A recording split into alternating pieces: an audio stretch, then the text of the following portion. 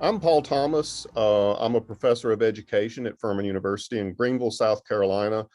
And I've been here for 20 years. And before that, 18 years, I was a high school English teacher. So throughout my career of over 5 decades, through 5 decades, I've dealt with book bannings and censorship and complaints about books. And why are we teaching this? Why aren't we teaching that?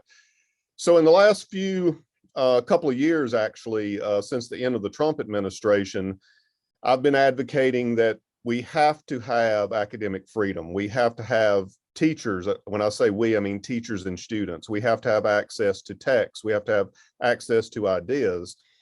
So recently, as things got worse, many states are passing educational gag orders. They're passing parental trigger bills that allow one parent to complain about one text and removing it from everyone's classrooms.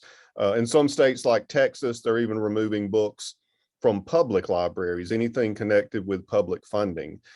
So as things have gotten worse and they seem to not be slowing down, an idea that I had was that part of this movement is misrepresenting what happens in classrooms, why we teach books, how we teach books, what impact teachers have on students and what impact books have on students. So there's so much misinformation. My idea was, why don't we have days when we teach publicly these works in ways that show what we're really doing? And the reason I want to do that is because I think once people see what these texts are and how we do what we do as teachers, it makes it very clear that the attacks and the bans and the censorship are misguided. And they certainly aren't for the good of teaching or for the good of learning. And so we are proposing and we're inviting people throughout the entire month of May to what we're calling the National Days of Teaching Truth.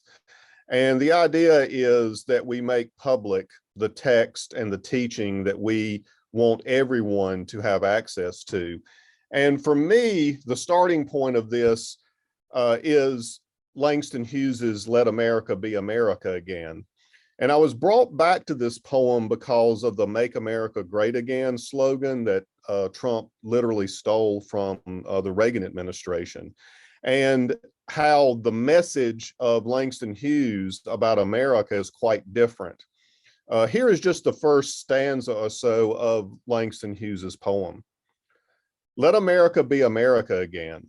Let it be the dream it used to be. Let it be the pioneer on the plain seeking a home where he himself is free. America never was America to me. That is just the first two stanzas, but what I've always found very profound about Langston Hughes's poem is he puts a lot of these lines in parentheses, which emphasizes the muting of the voice of marginalized people. And I think the distinction here is helping students have the opportunity to make the distinction between what America is and what America aspires to be. And I think a lot of the tension in the United States is that what things are still aspirational, conservatives want us to pretend they already exist.